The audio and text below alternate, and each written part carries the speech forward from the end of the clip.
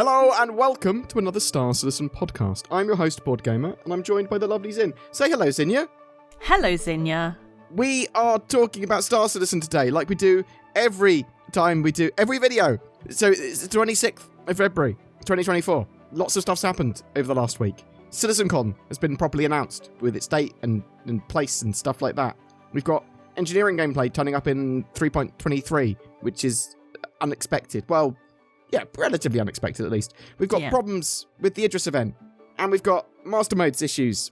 These are dramatic things that we need to be talking about, but I wanted to do them in the latter half of the show because I don't want this to just be drama-llamored. I don't want to be riding around. No one wants to ride on a llama to start with. I don't know where I'm going. I've been playing too much Pal World. I've gone a bit weird. CitizenCon's in. Yeah. You excited for it? Yeah, a little bit. 2-day event on the, well, it appears to be a two-day event, 19th and 20th of October, mirroring what they did last year. It's in Manchester, UK this time. Makes sense. It's their big studio, and CIG are already saying best event. Now, do you think it's going to be the biggest and best CitizenCon? Probably. Do you think it's definitely going to be the biggest? And by that, I mean by attendance, because there's very few buildings in Manchester. Yeah, there's not that sort of many buildings that will be able to hold that many people. Yeah. Obviously, they did it there in 2019, but I think the one they did last year in America, quite big attendance. So, yeah, my concern is where are they going to hold it? But when they say biggest, do they mean by attendance? Well, I'm going to say by attendance. So if you say biggest and best, what does that mean? You can say the best, you can say the most explosive, you can say a load of other things. But if you say biggest, literally means size of attendance, right? What else are you measuring it by? It might be the size of the font. Information. The size of the information. This information is big. Actually, that just sounds like one of my thumbnails. There's a big lot of information. There's a big lot of... Okay. I will allow them to say biggest and best, even if it's not biggest by attendance. I suppose it could be the amount of people watching and stuff as well, right? Because there are probably going to be more people watching this year on the live stream than ever before.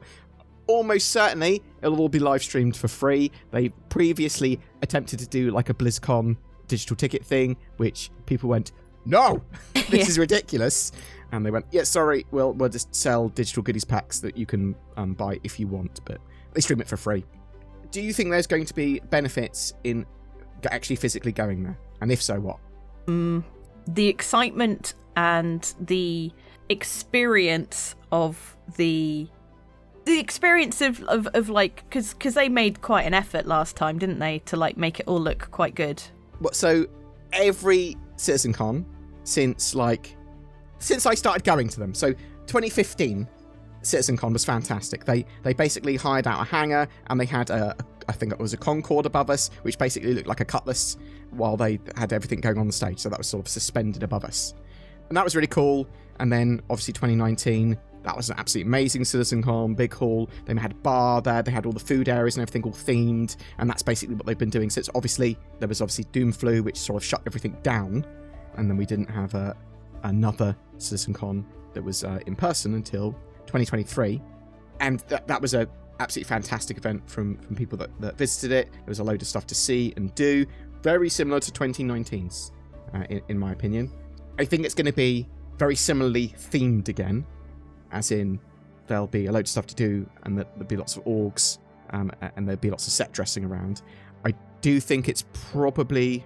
Do you think it's going to be Pyro themed again, or Squadron 42 themed? What do you think they're going to do? What do you think the highlights are?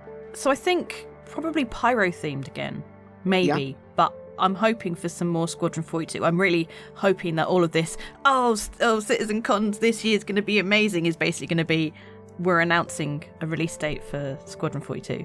Yeah, that's my hope as well. Now, I think that they might have some Pyro theming. It depends on release dates, right? So Pyro's supposed to be released as part of the summer patch, hopefully. So if it is, then I think that CitizenCon might be Squadron 42 and UEE themed, quite genuinely, and that's what I'm hoping. Yeah, that'd be cool. Yeah, and I think that it might be a load of big Squadron 42 announcements, a load of pushing forward of that release date announced, and properly marketing campaign starts.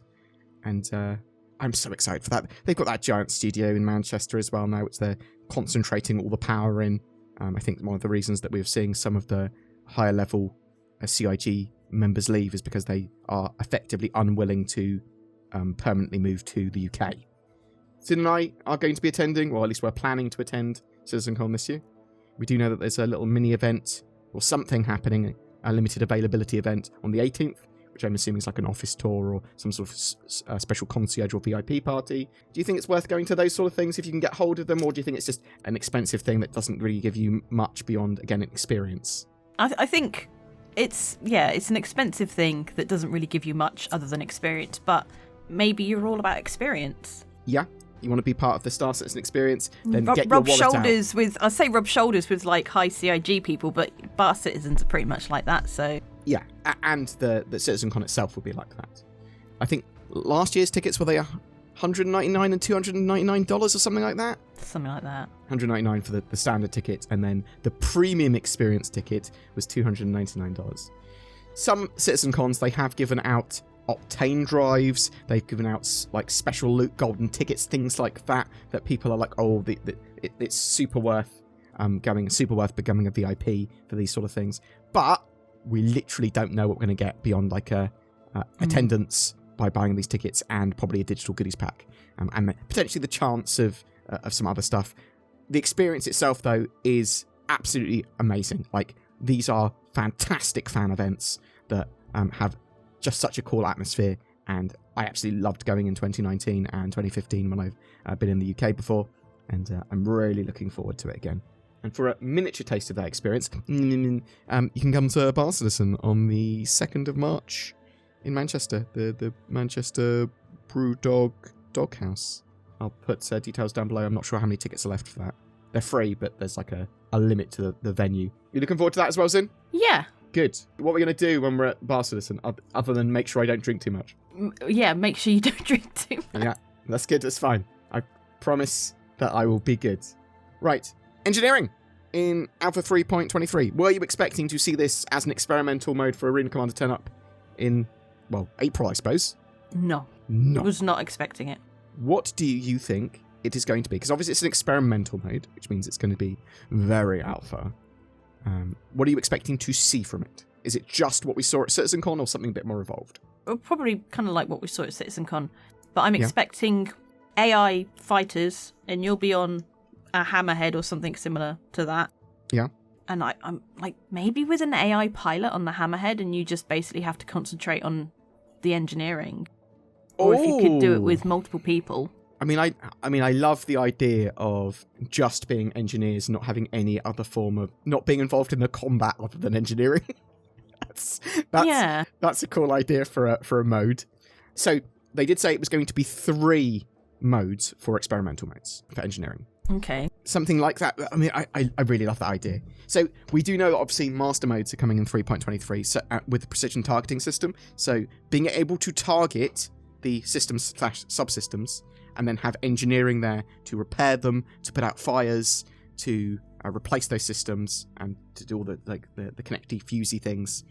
I think it's fantastic. I'm hoping that we get what we saw at CitizenCon with a bit more polish. When you're repairing systems, do you want a mini game to it, or are you okay with just physically removing a item, putting a new component in, and magic beams? Because a lot of people are sort of like anti-magic beam for repair, but are you okay with that? I mean, I don't mind mini games. Yeah. I like mini games. Well, what I mean is, obviously, people would prefer a mini game over a magic beam. And do you think that CIG need to put more depth into this system in the long term, or do you think actually it's okay even if it's a little bit more simple? I think to begin with, that simplicity might be better. Yeah. Just to get an idea of how it's working, sort of thing. And setting expectations, what we're likely to get with 3.23, it's going to be very basic. It's going to be probably around the level we saw at CitizenCon, but again, as I said, with a bit more polish, I'm expecting, and proper fires and fires breaking out, I would expect. So the fire sort of gameplay and fire suppression, is this something you're interested in as well, or is it just something that might get in the way of other gameplay? I think it's a necessity to the gameplay, essentially. Like, why wouldn't stuff set on fire unless there's no atmosphere, you know? Yeah. So my concern is that fires are going to be everywhere in game once they have fires properly, and spreading everywhere. Like, not just on ships, but landing zones and missions and everything. And people aren't always going to have fire extinguishers, and it's just going to be a little, I haven't bought a fire extinguisher. Okay, I've got to go back and get something. Or do you think they're going to be really common fire extinguishers? I think they'll be very common. Okay. I think it would be like essentially in a building in real life, like a public building in real life. Like there's fire extinguishers everywhere. There's got to be one in like every room, and it has to be the right type for the sort of equipment there, you know? Okay, yeah. The only place you wouldn't really have one is in your hab, because how many people actually have a fire extinguisher at home? I literally have one behind me. Yeah, I know, so do I. And I've got a fire blanket in the kitchen just in case. So that's because we're anxious people, Sin. No, that's because I have a paranoid boyfriend. But well, I'd say he's appropriately paranoid. Yeah. But I mean, hopefully not different types of fire extinguisher in game, because I hate to use water and kill myself. I'm putting out on the ship or something. But yeah, so I think like on a ship there will be certain like points where you can pick up a fire extinguisher, and the same with the landing zones. There'll be certain points where you can access fire extinguishers. Yeah, okay. I suspect you'll be able to buy them. Maybe it'll be part of a multi-tool in the end as well, and things like that. It'd be interesting to see how these mechanics come in, and do they actually want to do minigames. I love the idea of the UI as well for engineering that they showed off, with being able to open and close vents and seeing all the systems and open and close doors and stuff. It brings the multi-crew and engineering gameplay to... Well, it just brings it into the game, really. It brings multi-crew to the next level, and engineering's so important. It's so important, and I'm just super excited for it. Idris, yes. Capture the Idris event's running. Yeah. I've tried to get involved with this a few times. I've yet to see one in my server. Lots of people have seen them. I've seen lots of videos of them, and I just want to talk about it because the event's quite short. It was only on for a few days. It's ending on the 27th. Yeah. At the time of recording, when you see this, it's like a day left. And it's sort of like a mixture of a fun event so that you can see the newly released, the updated interior of the Idris. So you can actually get involved with that and have a look around it. And it's a bit of a competitive thing because they're challenging people to make 10-second clips of people trying to capture this Idris or participate in the Idris Wargame mission, which it's part of. Or there's also going to be an Idris M given away to the person that can sit in the Idris M pilot seat as part of the Idris Wargame the longest. Now, this has created some competition, and it's caused some friction, saying they are very hard to find, very hard to get on your server. It seems like quite a relatively rare event. So what do you think about the sort of rarity? Would you have liked to have seen this happen a lot on a lot of different servers? Or do you think rarity actually makes it more interesting and they can sort of concentrate on it? I think rarity is good. Yeah. But it does seem like it's not just rare, it's like impossible to find them, sort of thing. But what if I was streaming, Sin? What if I was a big streamer or a big org? Maybe they turn up on my server. So a lot of people have been complaining that this is like a big org event or really a content creator / streamer event. So it seems that these streamers and content creators are able to get involved with these Idris missions a lot more. Now, a lot of these Idris missions, I believe that there are NPC versions of it, but a lot of them are spawned by CIG with CIG devs on, and them fighting and playing around.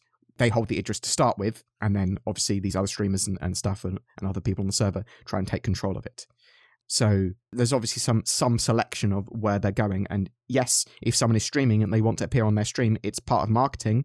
They're going to do that, right? Yeah. There's also going to be a perceived thing where you're obviously only seeing these events or mostly seeing them with people that have captured footage that are streamers that are streaming it every day, that are content creating every day about it, because they're more likely to see it or have a network of people, which is what the large orgs have, that they can server hop until they find one. Yeah, I mean, that's the thing as well, is it literally a streamer who's just randomly playing Star Citizen and then they're gone, oh look, this mission's turned up? I mean, is it a case of sometimes they've picked that, the devs have picked that server because of that? Or is it just coincidence? Or is it a lot of these streamers have server hopped until they found the event? I believe it is a mixture of all of those. Yeah. Obviously, if someone's streaming and there's a load of people watching them and CIG are logging on and having a say, what servers shall we go on to spawn this event? They're not going to go to a dead server. They're going to go to the one that's active, that gets seen. Because then, especially if it's a rare event that requires a lot of CIG manpower to run, at least some of them, they're going to go where it's seen the most. So it is a marketing thing for CIG. And yes, I do think there are some bad points with the event because it is very short term. It is very sort of elitist, effectively, because of the nature of it. But it's still a cool thing. Like, would people prefer them not to do this at all?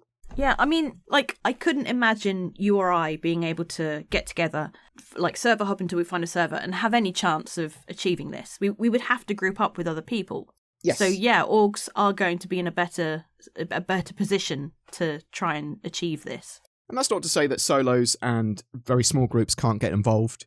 So there have been certainly situations where they've been holding the Idris for a little bit at least.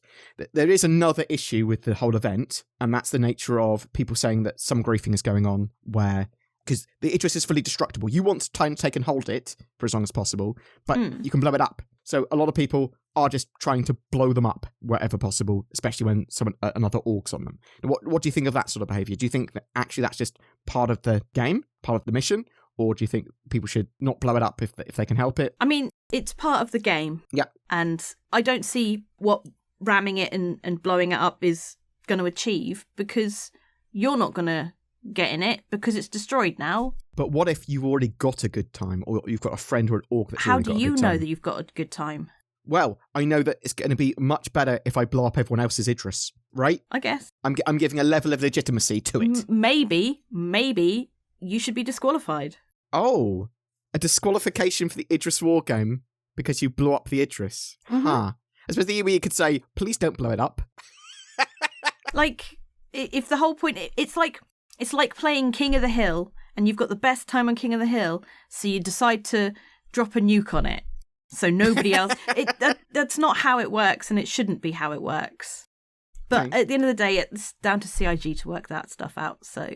Well, an interesting one is, like, I'm surprised that they didn't go, well, actually, the Idris is invulnerable. All you can do is, basically, any damage... When you go into the area of the mission, any damage you do to the Idris is actually just simulated, or whatever. So they turn off the engines and whatever, and all the components if you disable it. But it's effectively invulnerable, and will regenerate. So you take it, and then someone has to take it off you again.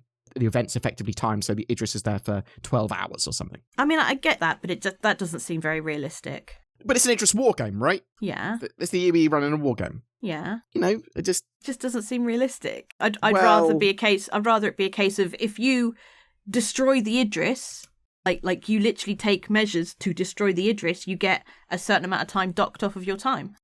Okay, no. I mean, it's an interesting one. So I think I'm in the opinion of, I want people to get involved with this event and enjoy it and see the Idris and tour it and stuff. So it saddens me that people want to blow it up. But I also think that I'm okay with it. I'd be more okay with it being part of the game to blow up the Idris as part of this mission and part of the set if we had seen more of the Idris already.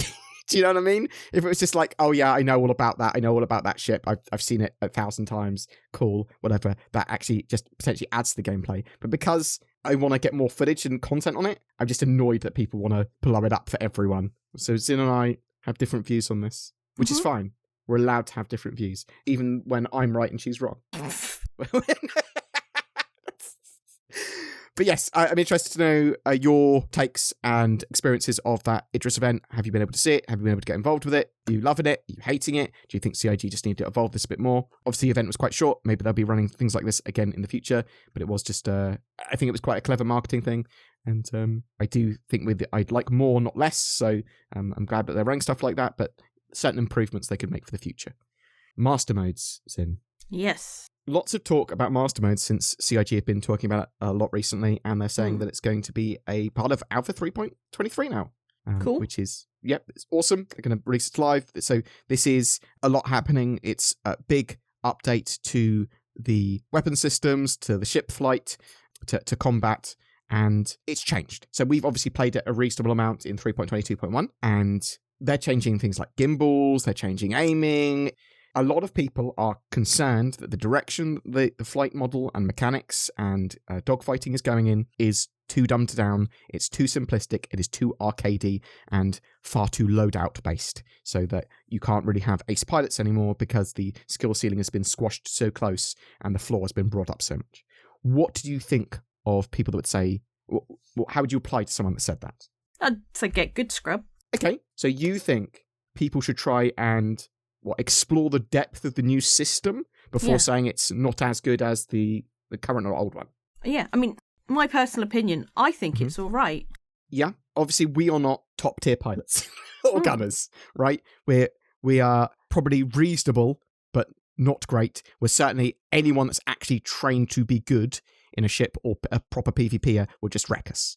I've got no qualms about that. I know I'm not great, but obviously I fly a reasonable amount. I like it being a bit more of a skill flaw being brought up, and some of the aiming, some of the aim assist and stuff that they've kind of got planned. I say aim assist, it's sort of gimbal assist, because really the only auto aim assist they've got beyond a bit of nudging is with turrets. I quite like it and the direction it's going in. I just think it needs a lot of refinement, and then some of the depth of the old system can be brought back to it, because I don't think we're losing a huge amount from it as long as they build what you think they're losing into it later. There is still time for it to grow, is what I'm saying. Because, yeah, especially with its first implementation, it is going to be a bit more basic, because they're basically going, and we're changing the system, and it's this, and then we're building onto it from there. That's the way it feels to me and looks to me anyway. Do you think I'm fair saying that, or do you think that, well, actually, no, we need to sort of get this right now, because it needs to be in a very good state now, or a better state now, before they push Squadron 42 out, because once they push Squadron 42 out, it's kind of too late for us to get a good flight model. I think a basic flight model, which kind of feels like what they're going for at the moment, like different roles of ships will essentially kind of work the same. Yeah, so you've got all the different archetypes, and within those archetypes, ships are quite similar, although they can be between the two, and they can have additional like sub-classes of like interceptor, which gets attached to heavy fighter or medium fighter or light fighter or whatever, that changes them a bit. Yeah. I think that's good for Squadron 42. At the end of the day, Squadron 42 is kind of an arcade game. Like, essentially, it's a single-player game. They don't want to have to force people to learn how to fly ships, you know? Yeah, it is more arcadey, especially than the Star Citizen wants to be. It is trying to recapture that Wing Commander experience, and it wants to make you feel like a badass. Now, a lot of people would say, a lot of the good PvPers, and people like Avenger 1, who I have great respect for, because he says what he thinks and sort of talks about the mechanics as he sees them. He's not a fan of the new Master Mode system at all, and he gives constructive feedback about where he sees them trying to patch holes in it, or the direction they think it should go. And he sees that we are losing a lot with the new Master Mode system, because it's removing a lot of the depth of the current system, and the current system could just be patched and tweaked to be significantly better. Whereas I see it a bit differently personally, which I see it that actually they're probably going down the right way with Master Modes, as long as they bring the depth back to it, because I want people to be able to hit ships. I want them to be able to get involved in combat. I don't want an ace pilot to be able to wreck 12 people, because I do think they should get worn down. What sort of skill ceiling would you hope for in the games? If I'm a pilot in like a light or medium fighter, what should I be able to take on another 5 fighters of like low average skill, or should it be like sort of like, well, that's actually going to be pretty hard, and you might be able to. What do you see happening? What do you want? I don't know, because that's not the sort of thing I'm into. So okay, yeah, because it is the sort of PvP gameplay. It is a nightmare to balance for PvE versus PvP, right? Because a lot of players that are playing at the moment, especially, they're going to be playing the Pirate Swarm mode or whatever, and they're going to be playing PvE, and that's the mode they want to play. They don't want to play PvP. There's going to be a lot of PvPers that only play PvP or only do 1v1s. And I think, I think that you do need to have it reasonably balanced for PvP to exist properly in game. And you need there to be a good enough skill ceiling. So I do want that. But I do also think that I'm okay with a bit more arcadiness and a bit more of a skill floor being pushed up to make everyone feel reasonable as a pilot still. If it's too simplistic and too basic, I'm still going to be turned off by that. And obviously there's a lot of people that are concerned by actually, this might feel like they're fixing stuff in the short term, but for long-term depth in gameplay, it's actually boring. And what I'm going to say to everyone is try it out in 3.22.1 and give feedback. Whatever your opinion is, and potentially try some PvP as well as PvE. Try both. If you only do one and not the other, try to do a little bit of the other, because at least then you understand where other people are coming from, right? Because otherwise everyone's talking about different things. Is that reasonable, Zin? Am I being reasonable there? Well, I guess so. I mean, I'm not going to do PvP. You say what you want. I'm not doing PvP. So oddly, you'll do PvP in FPS. Yeah. So you do like Kill Collector and all that sort of stuff. Oh, I didn't like Kill Collector. Did you not? I thought it was funny. You know my opinions on Kill Collector. I do. There was the mouth of a sailor on Kill Collector. I enjoy it because it's silly. I think what it is that when you were like winning on servers by kills, you'd still be losing quite heavily on points because everyone stole your coins. Yep. Yeah, I'm loving Star Citizen. I'm loving the project. I'm loving it what's and all. And I'm loving the process of trying to make the game. And I think it's fine for people to talk about their concerns about master modes, about the Idris events, about all of this stuff, about engineering, whatever, because that's how you get a better game with an open and honest environment where people's opinions are voiced and feedback is appropriately left. And I'm interested to know what you think about master modes and the Idris event in the comments below. Just tell us, do you think they're going in the right direction? Do you hate some of the stuff? Do you love it? Are you concerned by any of it? That's all. That's all we got. Say goodbye, Zin. Goodbye, Zin. Thanks for watching. Bye. People always ask me, what's your favourite ship? And I always answer, it's NordVPN. With its powerful loadout, it wrecks pros and noobs alike. I can cruise around the verse with the added security that online threats aren't as much of a big deal. It also deals with intrusive ads, like this one, and gives you a greater accessibility to content you may want to watch on other platforms. I can watch Japanese Netflix. Is that even a thing? Maybe. You can find out with NordVPN. It is worth mentioning that CIG and Star Citizen don't actually produce a NordVPN ship yet. But NordVPN is available separately from the links below, and clicking those does help me buy spaceships, so it's basically the same thing, right? Go to nordvpn.com/BoredGamer. Get Nord, give ships. I don't know. That's an amazing promo. Every month, we give away a ship for Star Citizen. For February 2024, we're giving away a Drake Corsair Explorer with lifetime insurance and a game package. Everything you need to play and explore Star Citizen in style. All you need to do to be in for a chance of winning that is comment on any of my videos made during this month. It is as easy as that. More details in the comments below. A massive thank you to everyone that goes the extra mile in supporting the channel. It is with your support we are able to make daily Star Citizen videos. If you want to be one of those lovely people, then please check out the join button under my videos. That will help you become a channel member. There's Patreon, there's direct donations. All the links for all of that are down below. But there are loads of non-monetary ways you can help support us. Commenting, sharing, liking, all of that sort of stuff goes a huge way in helping the channel grow. Thank you so much for watching to the end, and you have a great day.